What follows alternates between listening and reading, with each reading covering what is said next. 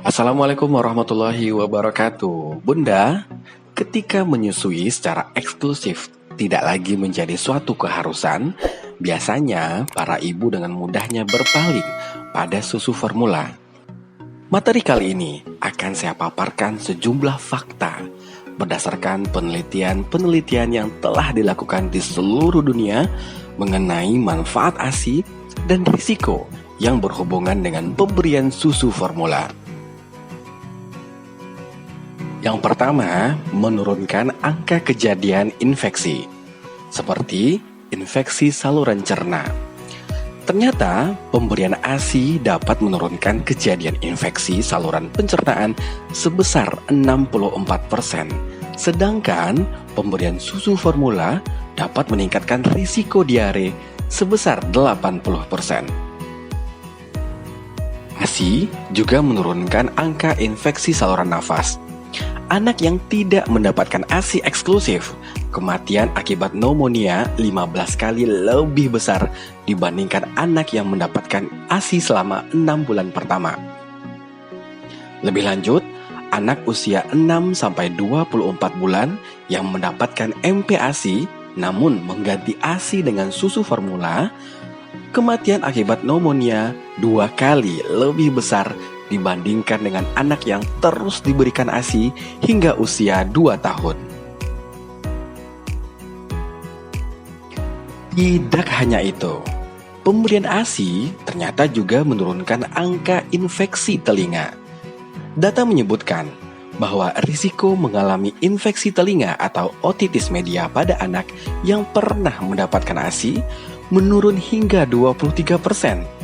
Jika anak mendapatkan ASI minimal 3 bulan, risiko infeksi telinga menurun hingga 50%, dan bahkan risiko infeksi telinga dapat menurun hingga 63% jika ASI diberikan pada 6 bulan pertama kehidupan.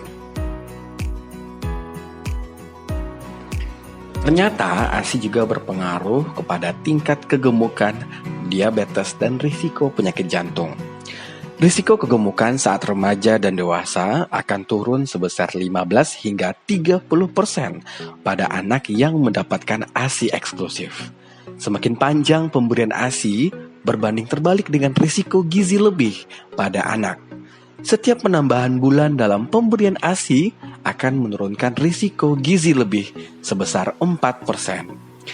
Pada anak yang tidak diberikan ASI, risiko mengalami diabetes sebelum usia 20 tahun meningkat 33%.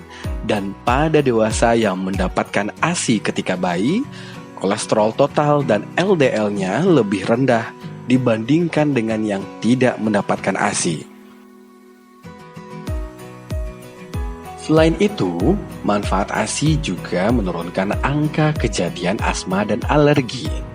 Anak dari orang tua yang tidak memiliki riwayat alergi, jika mendapatkan ASI minimal 3 bulan, risiko asma, dermatitis atopi atau eksim akan menurun hingga 27%.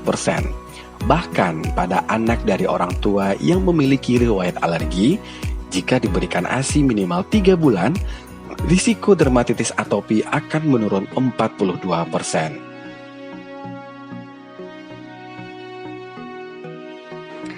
Dan yang lebih mengejutkan lagi, pemberian ASI selama 6 bulan atau lebih berhubungan dengan penurunan risiko leukemia pada anak sebesar 19%.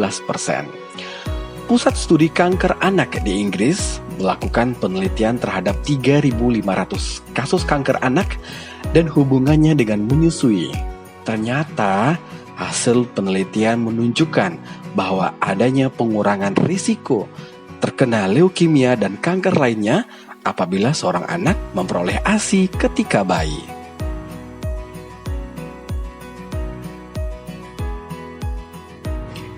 Demikian Bunda, penjelasan tentang manfaat ASI dan risiko akibat pemberian susu formula.